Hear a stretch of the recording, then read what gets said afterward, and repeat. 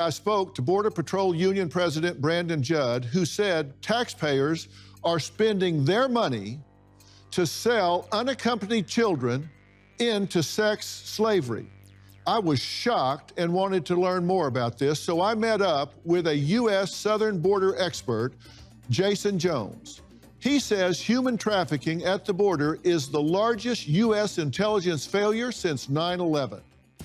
I appreciate you talking to us. You got a handful of wristbands here, and I want to start with just having you tell us what these are. What Americans need to know is that what I'm holding in my hand here today is America's new slave trade. And I mean that to the very core of who I am. Just as Border Patrol began seeing overwhelming numbers hit our southern border in 21, so did the cartel. So they had to make an adjustment. And what they realized is they were being overrun is, my God, these people can be the gift that keeps giving. We can now go from the smuggling of people into the trafficking of people. So this is debt bondage. In other words, if in the old days, the cartels didn't care where you came from, what country you came from. To cross that river right there was $100 on average. But when we got overrun, they said, we can send them throughout the country and we can keep them indebted to us for years, if not decades to come. So they began collecting what we call their personal identifying information. And once they found out their country of origin, where they came from, their mother's name, their father's, their home, their phone number, and then they figured out where they were going, they got a wristband.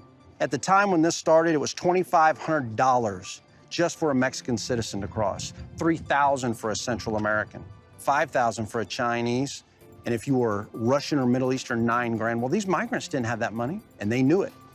And they began putting these on them. So now here's where we are today. They cross with these wristbands on them, and then we send them throughout the country. They spread a virus of debt bondage where these people, for years, if not decades, are now indebted to a criminal organization in a foreign country who really should be a terrorist organization. Doc, we have never been here as a nation, and this one is from a child. You said it could be as young as a 10-month-old child. I've seen it on a 10-day-old child. A 10-day-old child? Yes, sir. Okay, so if the people that make it across don't pay that indebtedness for the next year, 10 years, or whatever, then their family's going to pay for it, okay? So they're controlling getting this child across the river, and they know the family roots of this child. And what do they do with that information? They hold them hostage. That's exactly right.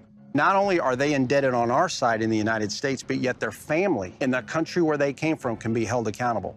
This is a tectonic shift in their normal operation. So what are they doing to pay this off? How many of them have skill sets? Many of them don't. So now this is where many of the women are going to go into commercial sex. This is where many of the men are going to become burglars, robbers, drug dealers, all to pay these organizations in a foreign country. But the problem here is this isn't the story that's being told to the American people. Most of the media comes down here with the best intentions. They see migrants, they stick a microphone in their face, and America believes that what we're dealing with down here is an immigration issue, and that's not wrong. That is one part of this.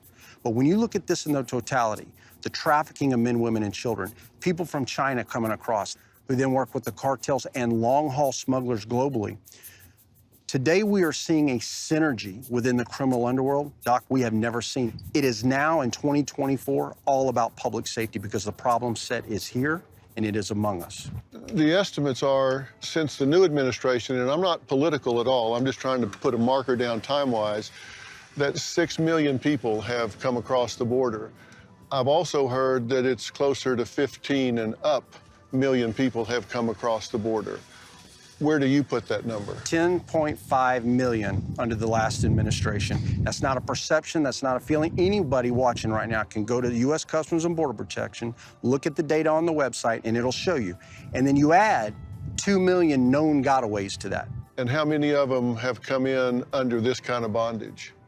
We don't know, because only Cartel de Golfo is putting these on these people. When you start working right here, this is Cartel de Este, also known, they operate differently. They don't put these on men, women, and children. I couldn't believe when I saw this as someone that has worked the cartels as long as I have, that the Gulf Cartel was so emboldened that they would literally do this. In the old days, the old guard, they would have killed the young men for doing this. And then if you go down the line and you go to El Paso and you go to Juarez and you see how the Sinaloans there operate along with others, they don't do that. So the answer to your question, and don't let anybody lie to you, is they don't know. And this is the core problem.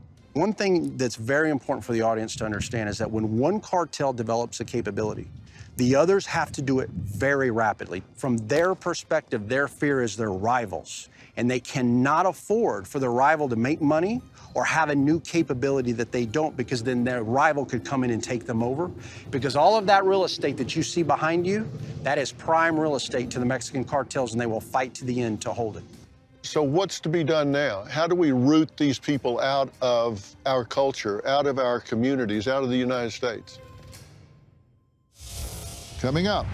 When the American people see what has been taking place down here and all of the things you and I have talked about that they weren't told about was happening, get ready.